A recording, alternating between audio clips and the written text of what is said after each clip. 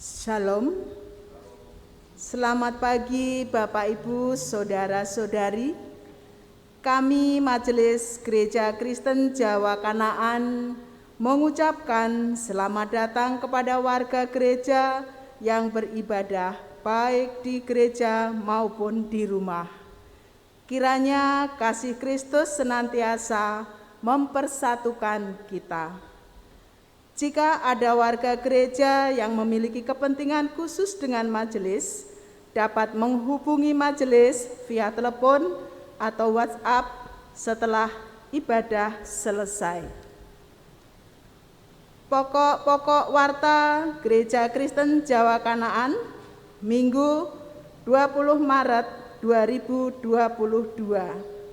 Yang pertama, katekisasi kelas baru untuk persiapan baptis dewasa dan sidi periode tahun 2022 sudah dimulai pada hari Kamis tanggal 10 Maret 2022 pukul 19 waktu Indonesia Barat via Zoom. Bagi warga gereja yang ingin mengikuti katekisasi tersebut, diharapkan dapat mengisi formulir yang terdapat pada buku pedoman dan prosedur pelayanan GKJ Kanaan. Untuk keterangan lebih lanjut dapat menghubungi kantor sekretariat GKJ Kanaan. Demikian informasi ini disampaikan agar seluruh warga gereja memaklumi dan dapat melaksanakan dengan baik. Terima kasih. Adapun nama-nama yang sudah mengembalikan formulir dapat dilihat dalam Warta Kanaan hari ini. Yang kedua, Panitia Paskah 2022, aksi puasa. Kami mengajak seluruh warga GKJ Kanaan untuk menghayati masa Paskah melalui aksi puasa mulai dari Minggu Prapaskah 1 hingga Minggu Paskah 17 April 2022. Aksi puasa dapat dikumpulkan ke dalam amplop coklat yang sudah diberikan, lalu diserahkan ke majelis wilayah atau dapat ditransfer ke BCA dengan nomor rekening 60305109991 atas nama Porwadi. Rangkaian ibadah dan kegiatan Paskah GKJ Kanaan 2022 dengan tema Kemenangan untuk Kehidupan atau Lukas 24 ayat 5 dapat dilihat dalam Warta Kanaan hari ini. Lomba menghias telur. Untuk memeriahkan masa Paskah akan diadakan lomba menghias telur bersama keluarga. Berikut persyaratannya dapat dilihat dalam Warta Kanaan hari ini. GKJ Kanaan Hiris diinformasikan kepada warga gereja bahwa GKJ Kanaan sudah mempunyai aplikasi QRIS untuk dapat dipakai sarana dalam memberikan persembahan OVO, GoPay, Dana, Shopee, Link, QRIS dari masing-masing bank. Yang keempat, pengkhotbah. Ibadah Minggu hari ini akan dilayankan oleh Pendeta Pinehas Jenjengi dari Gereja Kristen Sulawesi Tengah.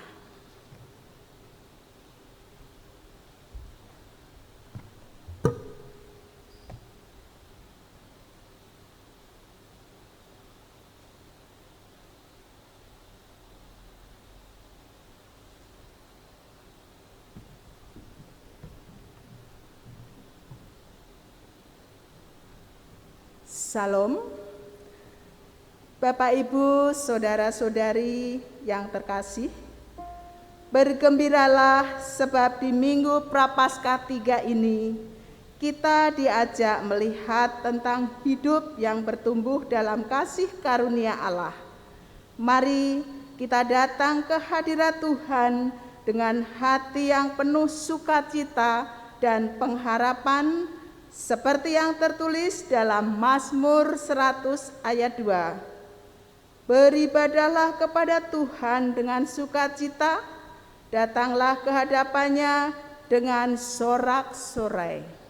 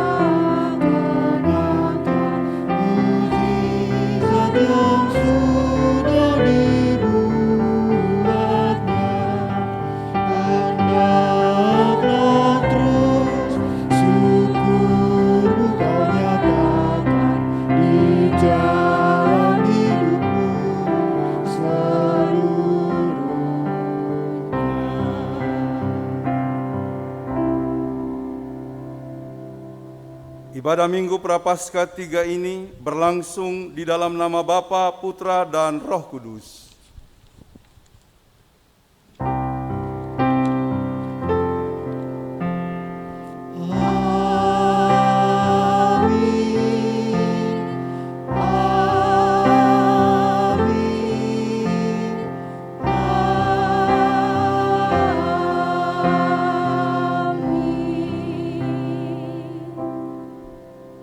Tuhan sertamu. Dan besertamu juga. Silakan duduk kembali.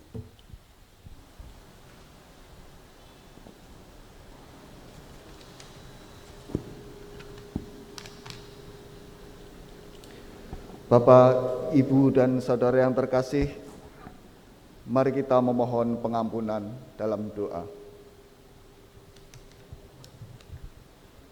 Ya Tuhan, di hadapan-Mu kami mengaku bahwa kedagingan kami seringkali masih lebih kuat daripada keinginan rohani kami. Tanpa sadar, kami sering memalingkan muka dari salib-Mu. Kami bermegah atas diri kami sendiri, atas harta kekayaan, kemampuan, kekuasaan, kehormatan, kemapanan, dan segala sesuatu yang kami miliki.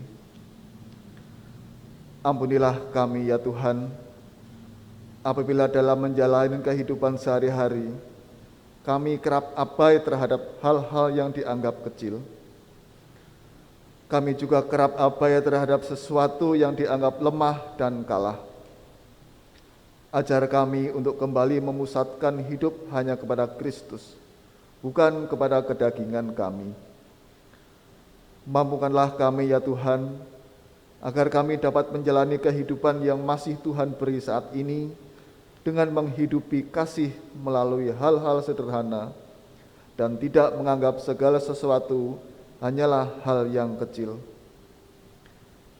Jamahlah hati dan pikiran kami ya Tuhan, agar kami mampu melihat dengan bijaksana bahwa hal kecil dapat berdampak besar bagi keluarga, tetangga sekitar, sosial masyarakat, dan dimanapun kami berada.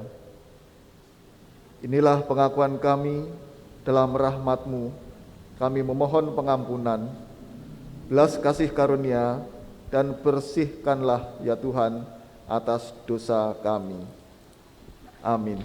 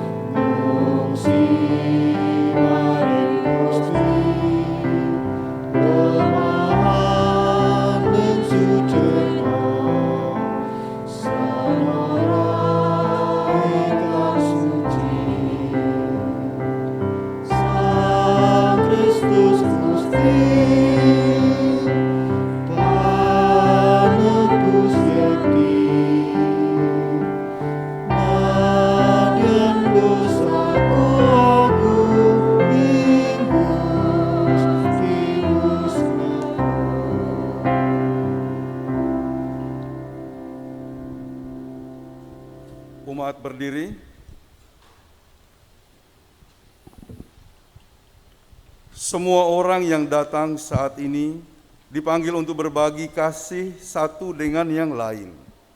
Tuhan Yesus berkata dalam Yohanes 15 ayat 16 dan 17 demikian. Bukan kamu yang memilih aku, tetapi akulah yang memilih kamu. Dan aku telah menetapkan kamu, supaya kamu pergi dan menghasilkan buah, dan buahmu itu tetap, supaya apa yang kamu minta kepada Bapa dalam namaku, diberikannya kepadamu. Inilah perintahku kepadamu, kasihilah seorang akan yang lain. Demikianlah berita anugerah dari Tuhan. Syukur kepada Allah.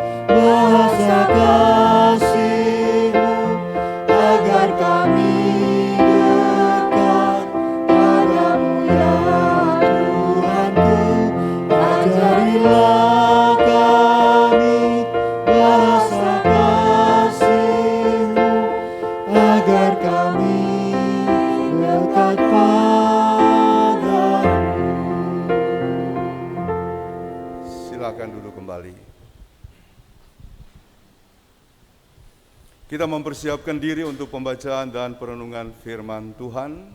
Sebelum kita membuka Alkitab dan membacanya, marilah kita mohon bimbingan Roh Kudus. Kita berdoa.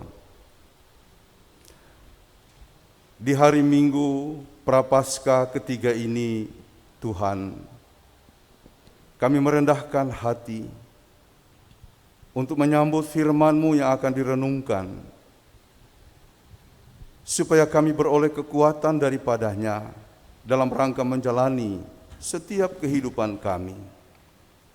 Urapilah kami di dalam Roh-Mu yang kudus, supaya oleh hikmat-Nya kami dimampukan mengerti kehendak-Mu, dan terutama dapat melakukannya dalam kehidupan kami setiap hari. Berfirmanlah kami setiap umat-Mu yang bersekutu hari ini, secara online maupun onsite, siap mendengarkannya dalam nama Tuhan Yesus. Amin. Lukas pasal 13 ayatnya yang ke-10 sampai dengan ayatnya yang ke-19. Lukas pasal 13 ayatnya yang ke-10 sampai dengan ayatnya yang ke-19, kami bacakan demikian. Pada suatu kali Yesus sedang mengajar dalam salah satu rumah ibadat pada hari Sabat. Di situ ada seorang perempuan yang telah 18 tahun dirasuk roh, sehingga ia sakit sampai bungkuk punggungnya dan tidak dapat berdiri lagi dengan tegak. Ketika Yesus melihat perempuan itu, ia memanggil dia dan berkata kepadanya, "Hai ibu, penyakitmu telah sembuh."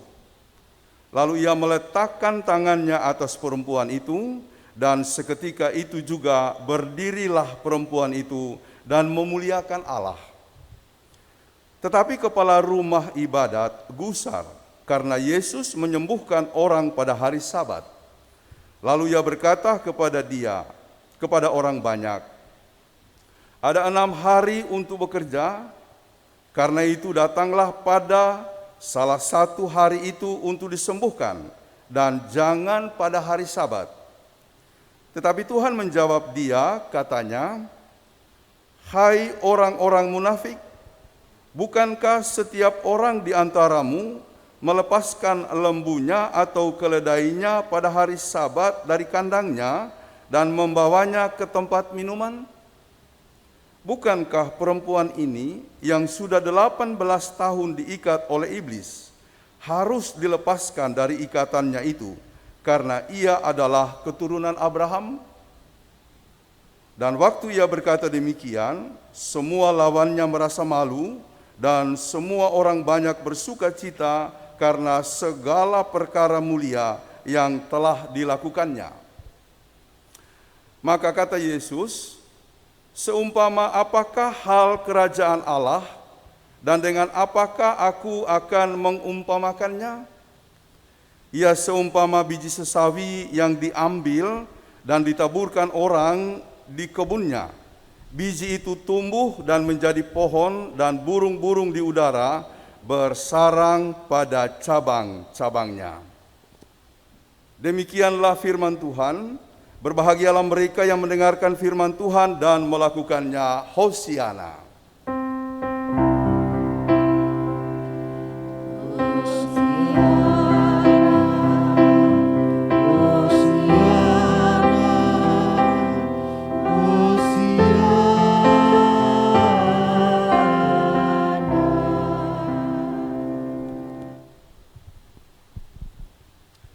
Selamat hari Minggu Prapaskah yang ketiga. Salam sejahtera untuk kita semua, salam sehat, salam kasih penuh pengharapan. Shalom. Saudara-saudara, dengan penuh keprihatinan kita mendukung doa bagi perdamaian untuk pertikaian atau secara khusus invasi Rusia ke Ukraina yang sudah dimulai sejak 24 Februari yang lalu. Sebenarnya kalau kita baca atau dengarkan segala penjelasan mengenai perang itu atau latar belakang perang itu banyak faktornya. Umumnya sih secara politis. Namun saya cuma menyayangkan begini. Rusia itu penduduknya adalah 41% itu Kristen Ortodoks dari 140-an juta warganya. Ukraina itu 50%, 50,4% itu Kristen Ortodoks dari 41-an juta warganya. Jadi walaupun bukan karena faktor agama, ada faktor-faktor politik yang kemudian mendorong Vladimir Putin, Presiden Rusia, untuk melakukan invasi atau penyerangan kepada Ukraina. Namun dari sisi keagamaan, ya seharusnya mereka berdamai. Mengapa faktor agama ini? Karena mereka mayoritas itu adalah Kristen Ortodoks, begitu ya, dari data yang saya telusuri. Kenapa faktor ini tidak lalu kemudian mampu menahan invasi atau perang yang kemudian menimbulkan korban? Dari dulu saya punya pemahaman perang itu tidak pernah menyelesaikan masalah. Jadi mari kita berdoa, terutama di minggu-minggu sengsara ini, untuk menghayati arti penderitaan Kristus. Saudara-saudara, tema hari ini adalah menghidupi biji sesawi. Kita mau memahami bagaimana kehidupan kita sebagai orang Kristen itu bisa menginternalisasi nilai-nilai yang diajarkan oleh Yesus melalui perumpamaan biji sesawi. Tapi sebelum itu saya akan menceritakan sebuah kisah nyata. Pertengahan Februari yang lalu saya melakukan pelayanan di Tambun. Sesudah itu saya berdiskusi dengan seorang ibu. Memang ibu itu menemui saya dan ingin menceritakan pengalaman getirnya. Dia bilang, Pak Pendeta, tahun yang lalu anak saya meninggal. Saya punya anak 2, satu laki-laki SMA dan satu perempuan 13 tahun. Perempuan ini meninggal, anaknya yang perempuan meninggal. Itu membuat dia terpukul. Karena bagi seorang ibu, anak perempuan itu masa depan. Begitu menurut dia. Nah, dalam keadaan dia terpukul karena peristiwa itu, dan sebelum dia membawa anaknya ke Sulawesi karena dia ingin dimakamkan di kampungnya, ada seorang ibu lain yang datang kepadanya dan langsung berkata begini, Ibu Emma, ibu ini adalah Ibu Emma. Ibu Emma, saya mau menyampaikan 3 hal. Saya pernah mengalami peristiwa yang Ibu Emma alami hari ini. 3 hal itu pertama-tama adalah jangan menyalahkan diri sendiri. Yang kedua, jangan mau dikuasai oleh memori anak atau orang yang kita kasihi setelah dia meninggal. Dan yang ketiga, jangan sedikit pun menyalahkan Tuhan. Nah, sementara Ibu Emma bilang justru itu yang muncul. Yang pertama, mulai dia menyesal karena dia tidak mungkin melakukan segala upaya dengan maksimal, lalu anaknya meninggal. Yang kedua, justru itu yang muncul di pikirannya, bayangan-bayangan anaknya. Dan yang ketiga, mengapa Tuhan melakukan hal ini? Dan setelah diajarkan oleh ibu tadi, dia lalu mengambil prinsip begini. Saya tidak mau menyalahkan diri sendiri. Saya juga harus menghindari memori anak yang menguasai pikiran saya. Dan yang ketiga, saya akan berusaha untuk tidak menyalahkan Tuhan. Meski saya tahu Dia berkuasa untuk melakukan segala-galanya. Saudara-saudara, dia bawa pulang anaknya ke kampung. Lalu di sana mereka melakukan pemakaman dengan baik. Sesudah itu dia tinggal di kampung selama beberapa hari sampai peringatan 40 hari anaknya.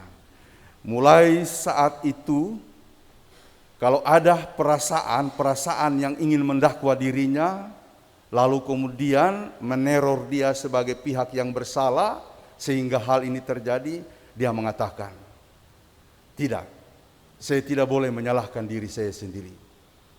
Yang kedua, dia tidak mau memori anak, lalu kemudian menguasai dirinya, jiwanya, hatinya. Karena itu foto-foto anaknya yang mulai berusia dewasa, remaja, dia singkirkan.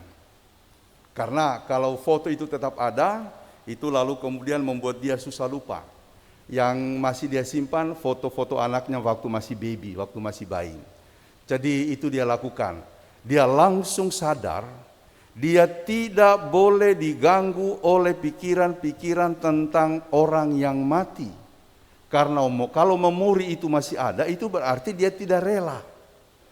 Dia tidak rela bahwa Allah sudah melakukan hal tepat dalam kehidupan si anak. Dan kalau Tuhan memanggil anak-anaknya kembali kepadanya, itulah peristiwa yang paling sempurna atas diri seseorang dari sudut Allah.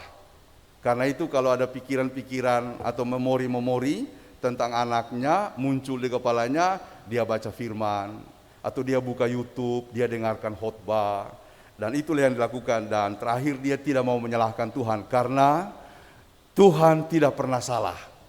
Dan apa yang dilakukan Tuhan selalu tepat. Artinya, kalau Tuhan mengambil, itu bukan untuk mengurangi atau bukan untuk membuat kita menderita. Tuhan mengambil hanya semata-mata untuk menambahkan sesuatu, baik kepada yang dipanggil maupun kepada orang yang ditinggalkan oleh si orang yang meninggal. Jadi saudara-saudara, si ibu ini berusaha menghidupi biji sesawi dalam tanda petik. Bagaimana dia berusaha untuk memahami Yesus, Tuhan yang sungguh nyata berperkara dalam peristiwa yang sangat menyedihkan hatinya itu. Dan dia menang. Setelah 1 tahun, dia pada waktu berjumpa itu dia bilang, sekarang saya punya kelegaan. Saudara-saudara, kalau itu dia tidak lakukan, mungkin dia akan mengalami semacam kepayahan. Saya berjumpa dengan ibu yang lain yang juga mengalami hal yang sama, sampai hari ini belum bisa lepas. Tiap minggu dia harus ke kuburan anaknya. Tiap minggu. Dia pasang di WA-nya foto anaknya, foto profilnya itu foto anaknya. Sehingga dia selalu sedih. Dikit-dikit dia bertanya, Pak Pendeta, bagaimana anak saya? Saya bilang jangan dipikirin ibu. Dia sudah sempurna. Bahkan dia sudah diangkat oleh Tuhan dari keterbatasannya, dari keadaannya yang punya kelemahan. Dia sudah dimuliakan oleh Tuhan. Dalam bahasa Paulus, dia sudah mengalami pemuliaan Tuhan. Karena tubuh yang bangkit itu adalah tubuh yang dimuliakan, tubuh rohania. Jadi sang ibu yang saya ceritakan di awal tadi, Ibu Emma, berusaha untuk berjuang. Bagaimana dia hidup di dalam Kristus. Dan poin penting dari tema kita hari ini adalah menghidupi biji sesawi. Kita menghidupi jalan hidup kita dalam kerangka kekuasaan Allah. Dalam rangka kemahakuasaan Allah di dalam Yesus Kristus. Saudara-saudara, saya akan mulai menceritakan sedikit soal bacaan tadi. Yang pertama mengenai seorang yang sakit. Ya, belasan tahun dan akibat penyakit itu dia bungkuk. Lalu Yesus melakukan tindakan penyembuhan tepat pada hari Sabat. Itu diprotes oleh kepala rumah ibadat. Karena bagi mereka di hari Sabat tidak boleh melakukan segala sesuatu. Dia malah memberi saran, ada 6 hari di luar hari Sabat. Pilihlah 1 hari untuk mengalami kesembuhan. Atau pilihlah 1 hari dari 6 hari itu untuk datang kepada Yesus. Lalu kemudian menerima pertolongannya. Nah, Yesus selalu mengkritik mereka. Hal seperti ini yang sungguh sangat perlu dilakukan, kalian tolak. Sementara hewanmu, lembumu, kamu lepaskan pada hari Sabat, lalu kamu kembalikan ke kandang pada hari Sabat supaya dia masih bisa menikmati makanannya. Mengapakah hal yang paling dasaria, sebuah proses ilahi untuk memberikan kelegaan dan keselamatan kepada manusia, justru kamu tolak? Hewanmu kamu berikan kesempatan untuk mengalami suatu kehidupan yang hewani. Mengapa manusia tidak boleh mendapatkan kesempatan untuk mengalami kehidupan manusiawinya justru di hari Sabat? Saudara-saudara, Yesus mau mengajarkan kepada kita bahwa menghidupi biji sesawi harus benar-benar dalam koridor kemahakuasaan Allah, perspektif Allah. Karena kalau tidak, kita akan terperangkap seperti orang Yahudi yang kemudian melakoni agama itu bukan lagi atas dasar nilai-nilai substansi dari sebuah aturan, melainkan melihat aturan itu dari segi lahiriahnya. Jadi karena itu mereka kemudian mengalami penyimpangan yang sangat jauh. Dan Yesus datang salah satunya untuk mengkritik, membaharui, merevitalisasi, merethinking cara hidup orang-orang Yahudi yang memang banyak kita temukan di dalam perjanjian baru. Ia mengkritisi pemimpin agama, ia menegur orang-orang Israel karena kehidupan mereka sudah keluar dari nilai utama atau nilai substansi yang saya sebutkan tadi. Saudara-saudara, saya akan menjelaskan 2 aspek sebagai 2 hal pokok dari apa yang dikandung dalam tema kita hari ini, atau apa yang dikandung dari perumpamaan Tuhan Yesus mengenai biji sesawi. Yang pertama begini, biji sesawi itu, saya pernah melihat biji sesawi tapi bukan di Israel ya. Ada kawan pulang dari Israel, lalu dia membawa dalam sebuah saset plastik biji-biji sesawi, sangat kecil. Itu kalau diukur cuma 0,5 cm diameter atau panjangnya. Jadi sangat-sangat kecil, dan memang di dalam pembacaan Matius maupun Markus, Matius 13 ayat 31 dan 32, demikian juga dalam Markus 4 ayat 31-32, itu dijelaskan biji sesawi itu adalah biji terkecil dari biji-bijian sayuran.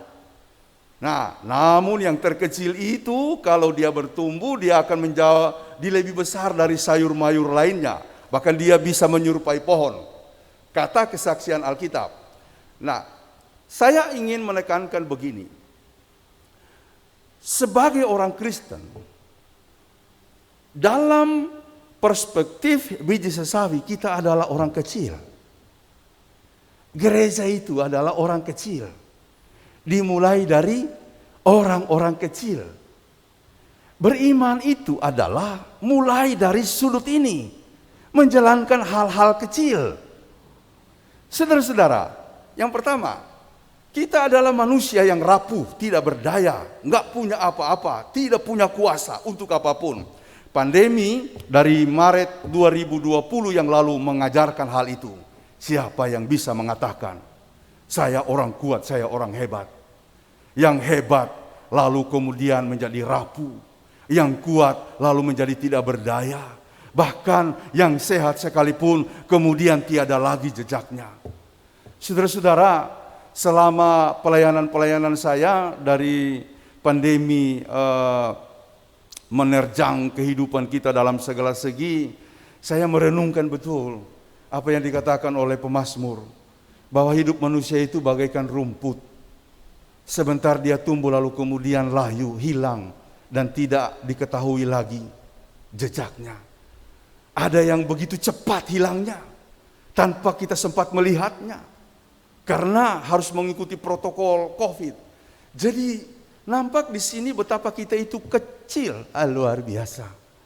Nah, maksud saya dengan menguraikan hal ini, yang kecil ini mau menyadarkan kita bahwa kita tidak bisa jadi apa-apa kalau bukan Tuhan. Kita tidak bisa menjadi siapa-siapa kalau bukan karena kemahakuasaan Tuhan. Yang kedua, bagian pertama ini mau menekankan, hidupilah hidup kita. Memang kita kecil, tapi ada Tuhan yang maha kuasa. Selanjutnya, lakukanlah bagian-bagian kita. Mungkin tanpa kecil, tapi dari situlah Tuhan akan melahirkan perbuatan-perbuatan yang besar. Karena itu jangan sepelekan peristiwa-peristiwa kecil yang kita lakukan. Mungkin hanya menjadi pendamping pendeta, atau menjadi singers, atau menjadi organis, atau menjadi petugas-petugas yang lain, pembaca warta. Orang bilang, itu kan kecil. Tidak kecil, saudara-saudara. Di mata manusia itu kecil, tetapi sesungguhnya itu besar di hadapan Tuhan. Makanya Tuhan mengatakan, setialah mulai pada hal-hal kecil. Barang siapa setia pada hal-hal kecil, maka dia akan mendapatkan hal-hal yang besar. Siapa yang setia pada perkara-perkara yang kecil, dia akan menerima tanggung jawab yang besar. Dengan demikian, saudara-saudara, mari kita mengembangkan hidup kita. Ketika kita diminta untuk menghidupi biji sesawi, adalah mulai dari hal ini. Melakukan sebuah perjalanan dalam kesadaran, Tuhan, kami bukan siapa-siapa. Yang kedua, lakukanlah setiap panggilan kita, baik dalam pelayanan maupun pekerjaan, dengan sebuah paradigma berpikir, Tuhan tidak pernah menilai itu kecil. Karena asal kita setia, itu akan menjadi besar. Bagian kedua yang mau saya tekankan, ketika kita mendengarkan perumpamaan Yesus mengenai biji sesawi, itu mau menunjukkan bahwa kehidupan beriman kita mulainya dari hal yang terkecil. Kalau tadi persoalannya adalah bagaimana kita menyadari hidup bahwa kita kecil, bahkan kita harus bekerja, bertindak, melayani dengan mementingkan hal-hal kecil. Sekarang iman kita itu akan bisa menjadi besar. Itu mulai dari hal yang kecil. Saudara-saudara, kalau umpamanya kita mendengarkan kritik Yesus kepada murid-murid, yaitu dalam Lukas pasal 17 atau Matius 17 ayat 20, di situ ada seorang ayah datang meminta kepada Yesus, "Guru, tolong sembuhkan anakku yang sakit ayan." sebab murid-muridmu tidak bisa menyembuhkannya. Lalu kemudian dengan sedikit menghardik, Yesus mengatakan kepada murid-muridnya, hai kamu orang yang tidak percaya. Lalu dia menghadapi si anak dan mengatakan, sembuhlah. Maka anak itu sembuh. Setelah orang-orang pergi, maka murid-murid datang, lalu bertanya kepada Yesus, Guru, mengapa kami tidak bisa menyembuhkannya? Kata Yesus, karena kamu kurang percaya. Andaikan kamu memiliki iman sebesar biji sesawi saja, kamu bisa memindahkan gunung ke tengah-tengah laut. Saudara-saudara, saya mengimani bagian ini sebagai suatu catatan penting dalam pelayanan saya, terutama dalam hal beriman. Kalau tidak sungguh-sungguh menjalankan kehidupan beriman, itu akan berat sekali. Saya kira dulu saya pernah memberikan contoh di sini ya. Saya sudah lupa tahun berapa, tapi ceritanya begini. Di sebuah negara ada asrama Katolik ya, dan kebetulan asrama itu berada di lereng gunung sebelah baratnya. Ya, nanti dia kena sinar matahari kalau matahari sudah berada di bagian barat atau hampir terbenam. Nah, suster dan sekaligus anak-anak itu doanya setiap hari begini, Tuhan, biarlah gunung-gunung di samping atau di belakang asrama kami ini rata, supaya setiap pagi kami bisa menikmati matahari. Itu doanya setiap hari, berbulan-bulan, bertahun-tahun. Sampai kemudian suster-suster pengasuh ini dapat jadwal untuk cuti, untuk liburan. Maka lalu kemudian mereka bersiap-siap untuk berangkat. Sebelum mereka berangkat untuk melaksanakan cutinya, mereka berdoa dulu bersama anak-anak, dan anak-anak itu doanya tetap sama. Tuhan, kami mendoakan suster-suster kami. Kami juga mendoakan supaya gunung di belakang asrama kami rata, supaya kami bisa menikmati matahari pagi. Maka berangkatlah suster ini, dan di dalam perjalanan mereka berdiskusi, apa iya Tuhan bisa meratakan gunung di belakang asrama kita? Jadi walaupun mereka selalu berdoa bersama, tapi ada rasa sangsi.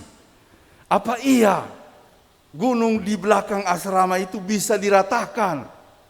Nah, lalu kemudian ada semacam kesangsian, merasa tidak mungkin. Saudara-saudara, setelah mereka cuti, ternyata waktu cutinya lama, 2 bulan. Mereka kembali ke asrama dan mereka kaget luar biasa. Ternyata gunung yang ada di belakang asrama itu rata, sudah rata. Lalu dengan penuh perasaan excited, mereka mencari tahu kenapa bisa.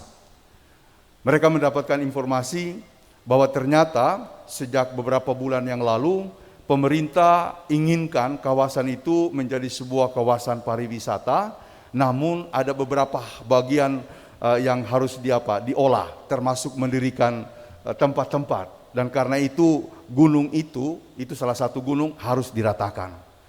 Kemudian suster-suster ini berkata, memang Tuhan ajaib, tidak ada yang mustahil.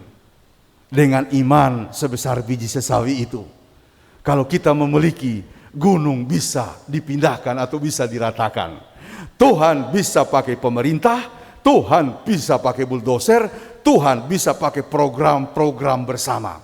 Karena itu mereka bersyukur. Saudara-saudara, memang itu boleh dibilang kebetulan, rata, langsung rata. Tapi yang saya mau katakan di sini, tentu tidak harus begitu pemaknaannya. Walaupun oleh anak-anak di asrama tadi, mereka yakini itu bisa terjadi. Yang saya ingin jelaskan adalah makna yang terkandung di balik perumpamaan Yesus ini adalah bahwa dengan iman yang sekecil biji sesawi, kita bisa melakukan hal-hal yang besar. Kita bisa melakukan perkara-perkara yang mustahil. Gereja sebenarnya adalah sebuah institusi yang unik. Karena kita berkembang bukan sekedar menjalankan roda organisasi. Di dalamnya kita sedang melakukan suatu pekerjaan Tuhan yang dasarnya adalah iman. Kalau tidak dengan iman yang sungguh-sungguh, kita sulit untuk bergerak. Saudara-saudara, saya mengikuti pertemuan-pertemuan dan ceramah-ceramah, banyak pengamat agama mengatakan begini. agama-agama ini pada waktunya nanti akan mati. Menurut teori Darwin, teori evolusi, agama-agama itu akan mati. Dulu banyak agama-agama tua di Mesir kuno mati. Lalu yang bertahan itu tinggal agama Yahudi ya, agama Kristen dan agama Islam. Menurut mereka agama ini juga suatu waktu nanti akan mati. Mungkin 400 atau 500 tahun yang akan datang. Ya. Nah, gejala-gejalanya bisa kita lihat. Di Eropa sudah mulai terjadi penyusutan jumlah orang Kristen. Menurut Pew Research Center, dulu juga saya pernah paparkan, itu tahun 2050 kita udah hampir dikalahkan orang Islam populasinya. Tahun 70 bahkan sampai tahun 2100 itu kita sudah kalah. Dengan demikian kita membaca gejala-gejala penciutan. Nah, 500 tahun yang akan datang mungkin agama ini akan hilang. Apakah agama Kristen akan hilang? Tentu saya tidak siap untuk mengatakannya ya. Karena saya punya pertimbangan begini. Agama kita itu bukan agama yang dibangun dari sebuah ideologi.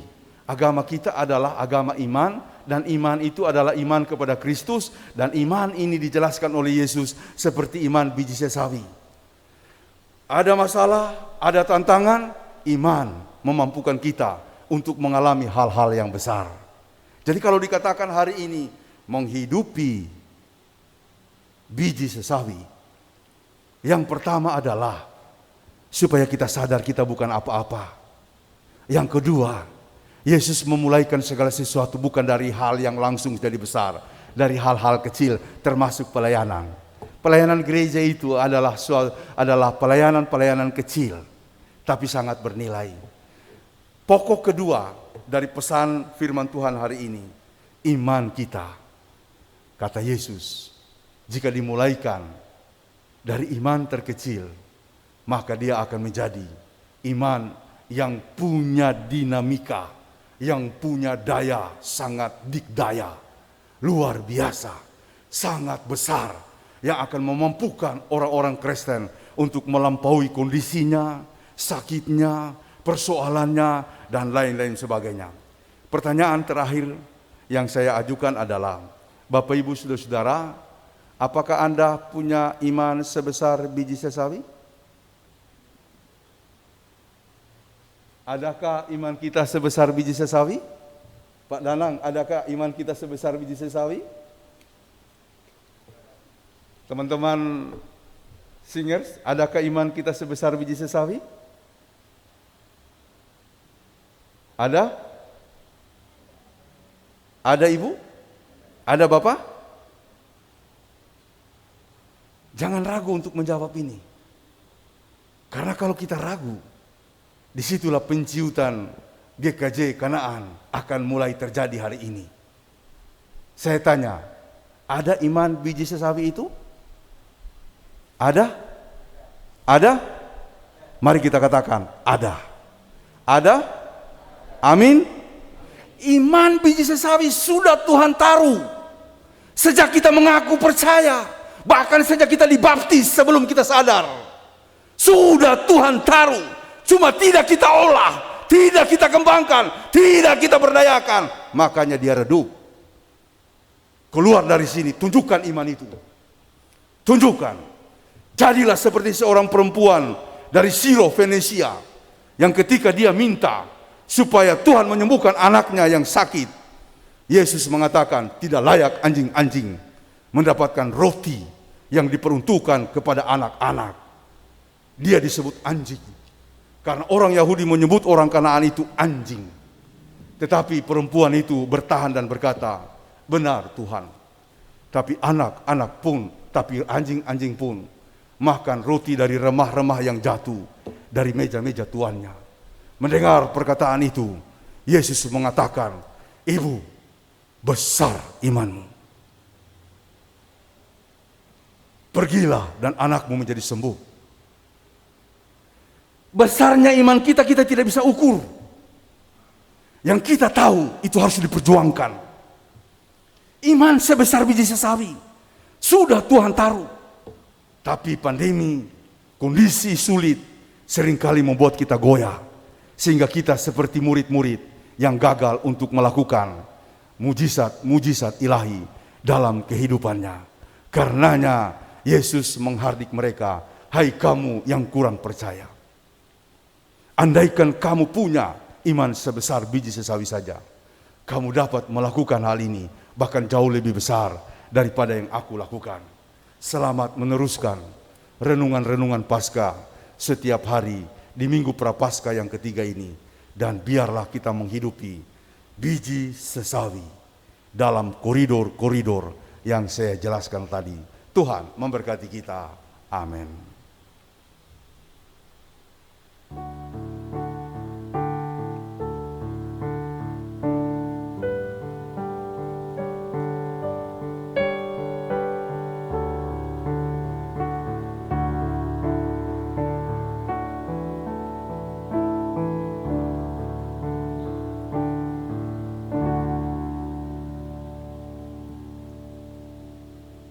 Kesaksian pujian paduan suara Grasika.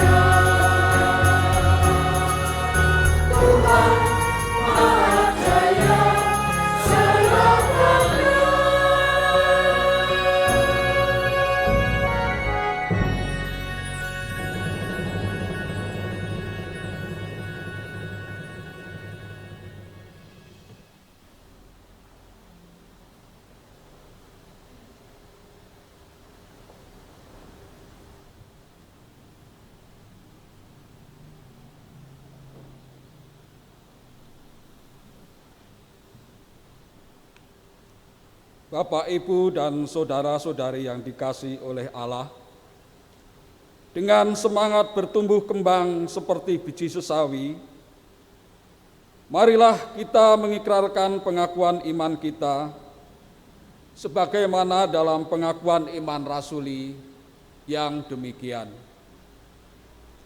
Aku percaya kepada Allah Bapa yang Maha Kuasa, Khalik langit dan bumi, dan kepada Yesus Kristus anaknya yang tunggal, Tuhan kita, yang dikandung daripada Roh Kudus, lahir dari anak darah Maria, yang menderita di bawah pemerintahan Pontius Pilatus, disalibkan, mati dan dikuburkan, turun ke dalam kerajaan maut.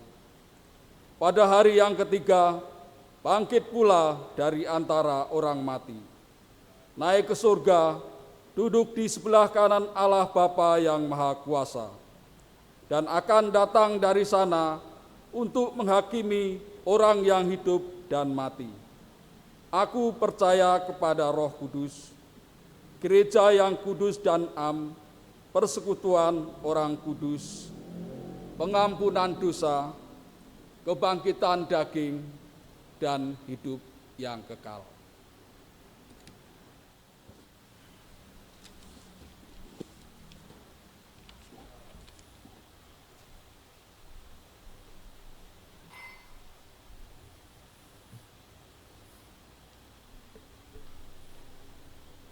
Bapak, Ibu, Saudara-saudara, marilah kita berbicara dengan Tuhan melalui syafaat kita. Tuhan, betapa hati kami bersyukur karena kebaikan-kebaikan-Mu yang selalu Engkau nyatakan dalam kehidupan kami. Pertolongan-Mu melampaui batas, kasih setia-Mu masuk di segala lapisan-lapisan keberadaan kami. Terima kasih ya Bapa, jika hari ini dalam minggu Prapaskah ketiga ini kami boleh bersekutu dalam ibadah untuk menikmati karya bahkan juga anugerah keselamatan-Mu.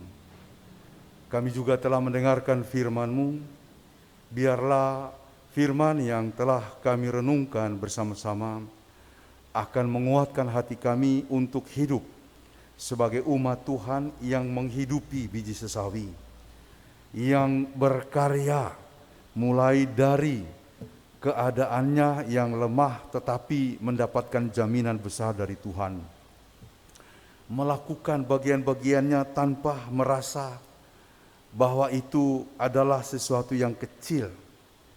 Kami tidak menyepelekan hal-hal kecil. Demikian juga kami beriman dalam sebuah perspektif yang Tuhan ajarkan untuk berjuang dalam iman yang Tuhan telah taruhkan dalam hidup kami.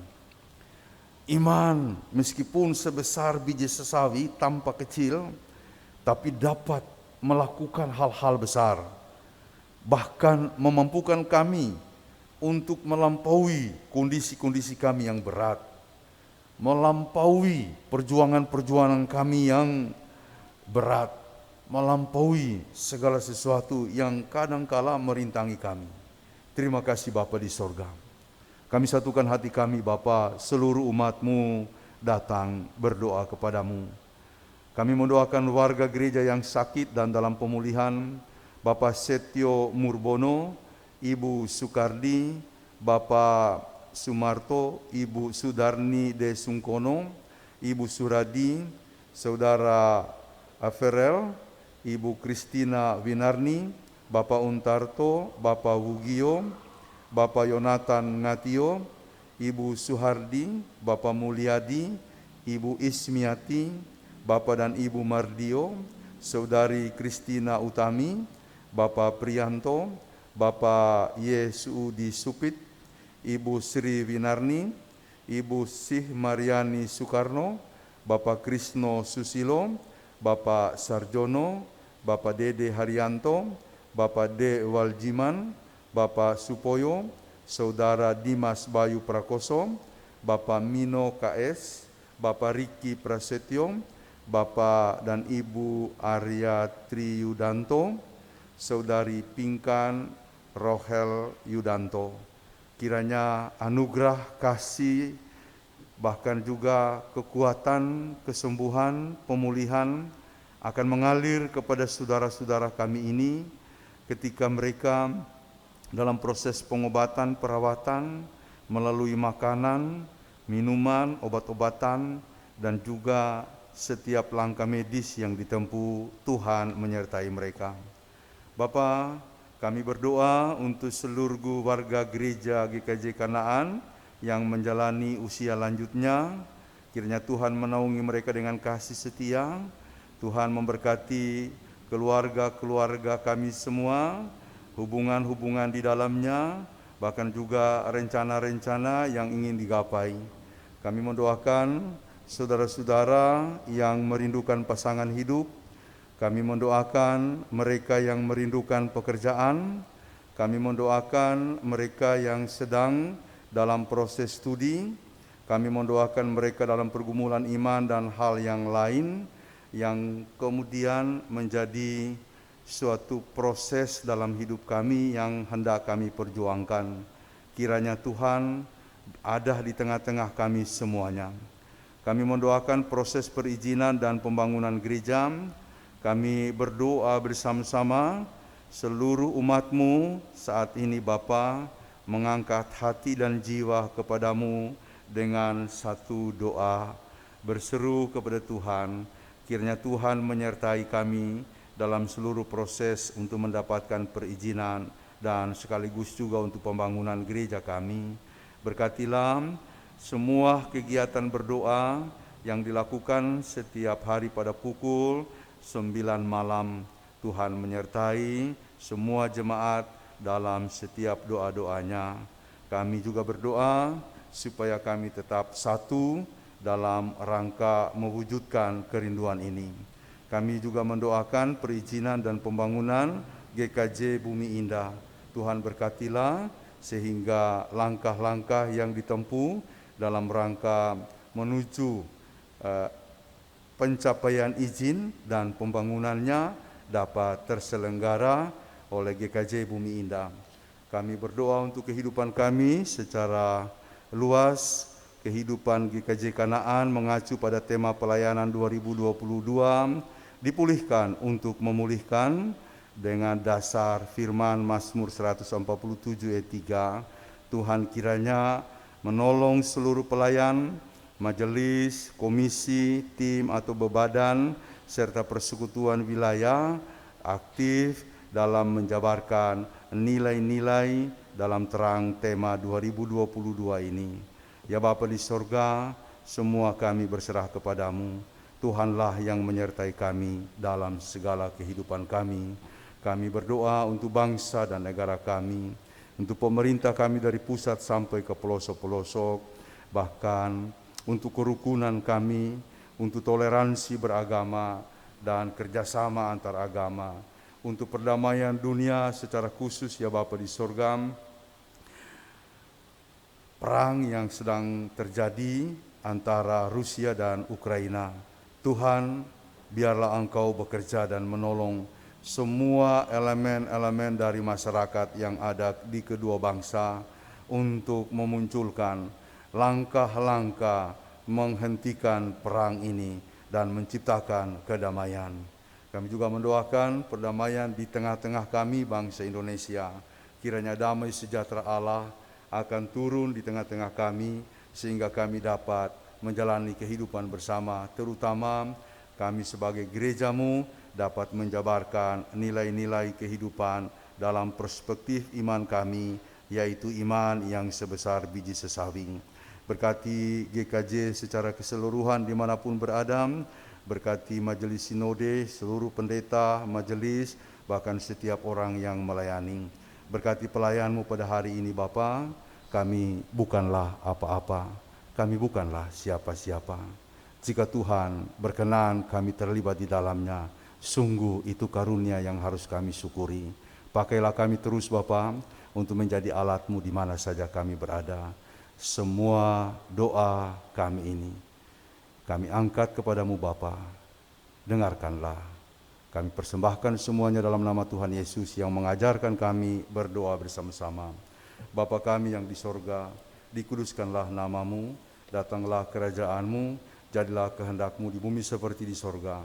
Berikanlah kami pada hari ini makanan kami yang secukupnya, dan ampunilah kami akan kesalahan kami, seperti kami juga mengampuni orang yang bersalah kepada kami. Dan janganlah membawa kami ke dalam pencobaan, tetapi lepaskanlah kami daripada yang jahat, karena Engkau yang punya kuasa dan kemuliaan sampai selama-lamanya. Amin.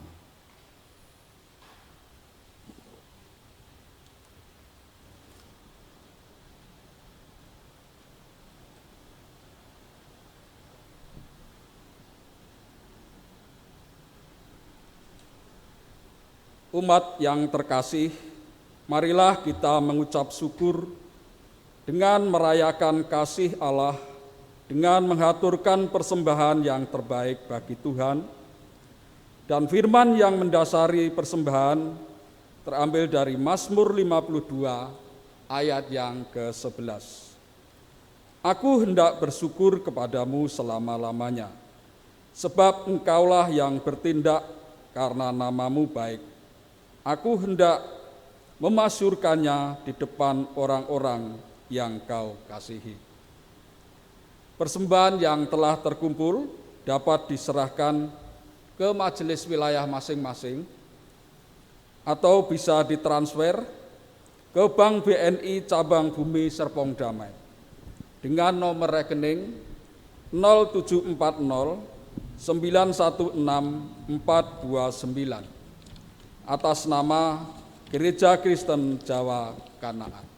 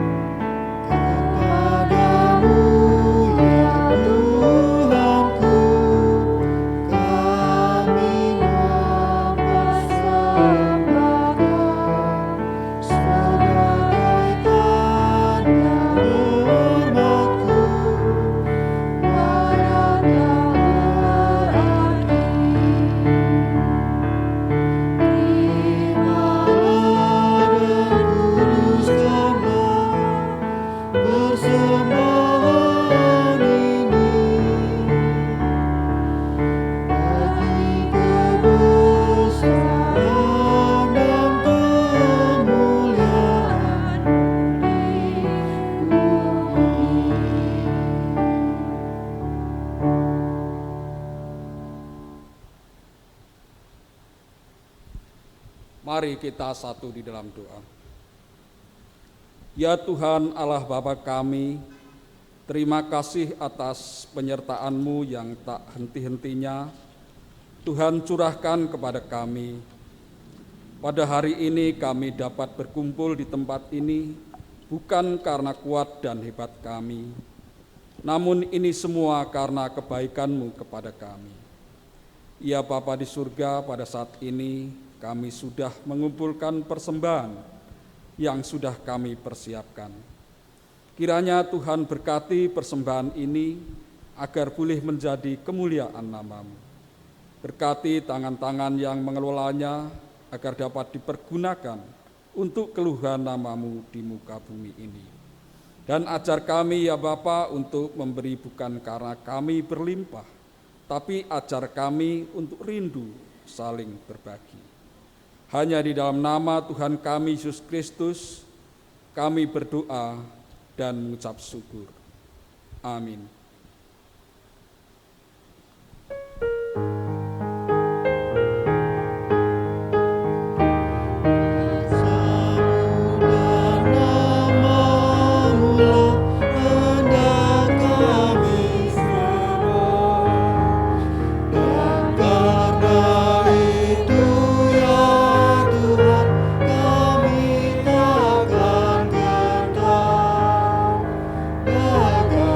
Bagaikan